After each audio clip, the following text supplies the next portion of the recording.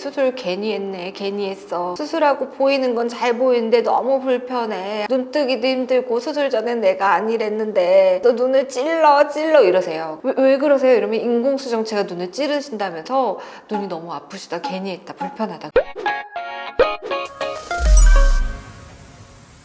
제가 백내장 수술만 2만 건 정도 했다 보니까 거의 90%의 환자들에게 백내장 수술을 권합니다. 이렇게 말씀드리면 의사니까 수술을 당연히 권하는 게 아니냐라고 생각하실 수도 있으실 텐데요. 저는 수술 후 인생이 바뀐 환자들을 얼마나 많이 보았는지, 그리고 그분들이 수술을 좀 더 빨리 했으면 얼마나 좋았을까라고 말씀하신 거를 몇 번이나 하셨는지 기억조차 나지 않을 정도로 많은데요. 그만큼 백내장 수술은 환자분들에게 꼭 필요한 수술인 거죠. 이렇게 좋은 수술이지만 수술 후 발생할 수 있는 부작용과 합병증이 조금 많아서요. 사실 이런 부분을 환자분들에게 모두 일일이 설명드리기는 어렵거든요. 그래서 이번 영상에서 제가 안과 전문의로서 백내장 전문의가 수술 전에는 말하지 않았을 백내장 수술 후 나타날 수 있는 부작용에 대해서 말씀드리겠습니다.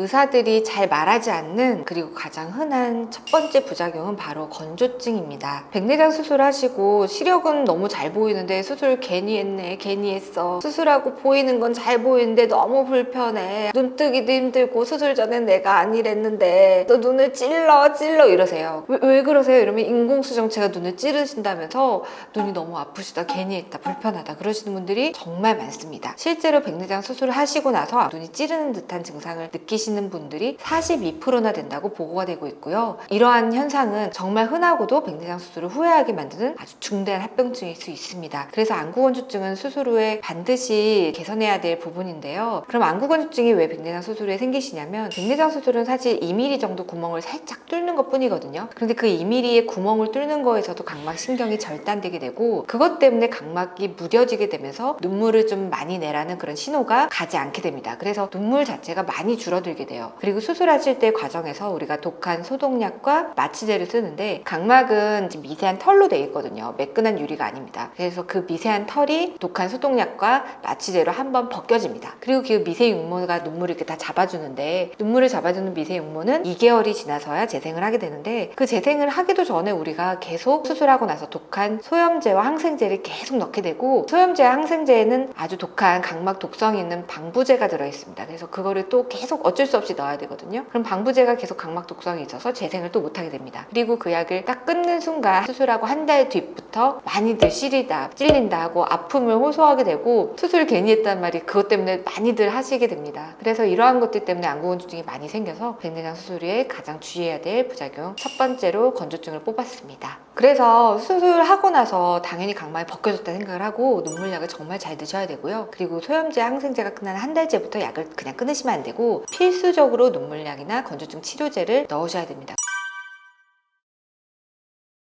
두 번째는 백내장 수술이 최대 21%의 환자에서 생길 수 있고 정말 심각할 수 있는데도 저는 이거를 안과 전문의가 백내장 수술 전에 말하는 걸 사실은 저는 한 번도 본 적이 없는 아주 중대한 부작용입니다. 바로 눈꺼풀 처짐, 안검하수입니다. 우리가 수술하실 때 눈꺼풀 이렇게 벌려서 수술하거든요. 그런데 눈꺼풀이 좀 약하신 60대, 70대, 80대 그런 분들은 눈꺼풀 과도하게 벌리게 되면은 또 눈을 자꾸 감으려고 힘을 주게 되면은 그때 눈꺼풀 근육이 손상이 일어나게 됩니다. 그래서 수술하고 나서 한쪽이 이렇게 내려앉으신 경우가 좀 있거든요. 그런데 이게 생각보다 많습니다. 심지어 21%, 열에 2명은 발생한다고 되어 있고요. 이게 시간이 지나면 점점점 올라갑니다. 그래서 눈이 좀 처진 것 같은데 하시는 분들한테 저는 좀 좋아질 수 있어요 이렇게 설명을 드리고, 서서히 올라가지만 하지만 끝까지 좋아지지 않는 분도 사실은 있습니다. 그리고 생각보다 이게 흔합니다. 그래서 저는 이거는 사실 어쩔 수가 없는 부분이어서 최대한 이제 눈을 벌리지 않으려고 살짝만 벌리려고 노력을 하지만 그래도 발생할 수 있거든요.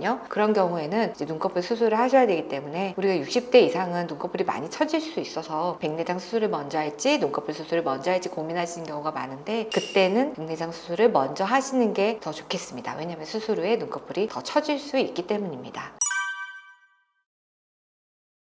이거는 정말 흔하고도 정말 또 드문 부작용인데요. 바로 바깥쪽이 빗번짐이 생기는 것입니다. 수술하고 빗번짐이 생길 수 있는 거는 우리가 노안 백내장 수술은 많이들 있다고 하시잖아요. 그런데 그거는 전체적인 빗번짐이나 어두울 때 생기는 빗번짐이잖아요. 근데 그게 아니라 바깥쪽으로 어두워 보이거나 아니면 반짝반짝거리는 그런 이상 증세의 빗번짐이 생길 수가 있습니다. 어두워 보이는 거는 바깥쪽으로 좀 덜 보여요. 또는 바깥쪽이 좀 번쩍거려요 라고 말씀하시기도 하는데요. 우리 눈의 시야는 안쪽 코 쪽보다 바깥쪽 귀 쪽이 더 많은데요. 인공수정체는 원래 우리의 일반적인 수정체보다 훨씬 얇습니다. 그래서 눈 안에 렌즈를 삽입하게 되면 렌즈가 떠있게 되는 거죠. 그래서 원래는 수정체가 이렇게 동그란데 뚱뚱한데 이렇게 떠있게 되니까 동공에서 홍채에서 렌즈 사이가 비어져 있는 부분이 많이 생깁니다. 그러면서 그 공간, 특히 바깥쪽으로 빛이 들어갈 때 렌즈를 통과하지 않고 가는 부분이 생기게 됩니다. 그런데 안쪽은 시야가 좁기 때문에 그런 걸 잘 못 느끼는데 바깥쪽은 100도까지 보입니다. 그래서 이제 바깥쪽으로 어둡게 보이거나 아니면 그쪽이 반짝반짝하게 보이거나 하는 게 무려 백내장 수술하시고 15%나 있습니다. 그런데 이 증상은 보통 3개월 정도 지나면은 많이들 좋아지시니까 저희가 굳이 말씀 안 하시는 경우도 많은데요. 그리고 점점 좋아지고 나서는 이제 증상이 없으니까 문제가 되지 않는 경우가 많기 때문에 수술 전에 굳이 말씀을 안 드리는 경우가 많습니다. 하지만 이게 1년이 지나고도 3%에서는 남을 수가 있다고 되어 있습니다. 그리고 실제로 남은 경우에는 이거를 고칠 방법이 사실 거의 없습니다. 그래서 이게 생기면 렌즈 교체밖에 방법이 없는데 렌즈 교체는 좀 위험할 수 있는 수술이니까 조금 신중하게 고려해야 되겠습니다. 바깥쪽이 좀 반짝거리거나 어둡게 보이는 것이 약간은 남을 수 있다. 이것이 이제 세 번째로 의사들이 말하지 않는 부작용입니다.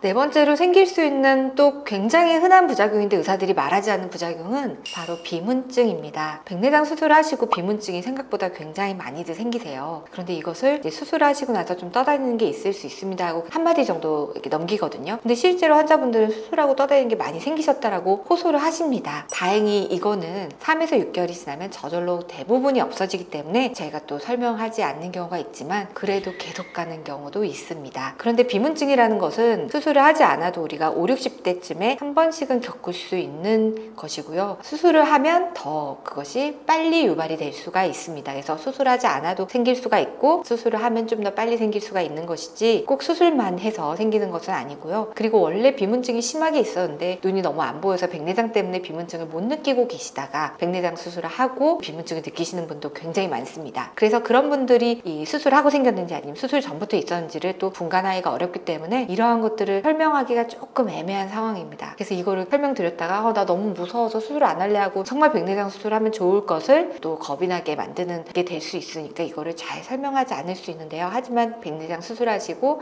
비문증이 발생할 수는 있습니다.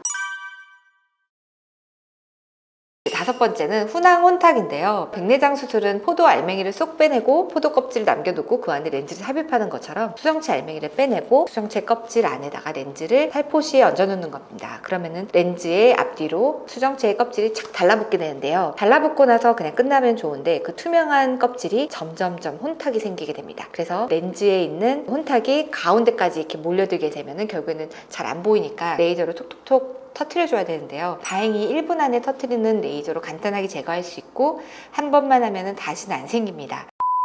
오늘은 안과 의사들이 굳이 말하지 않는 백내장 수술 후에 발생할 수 있는 부작용 5가지에 대해서 말씀드렸습니다. 감사합니다.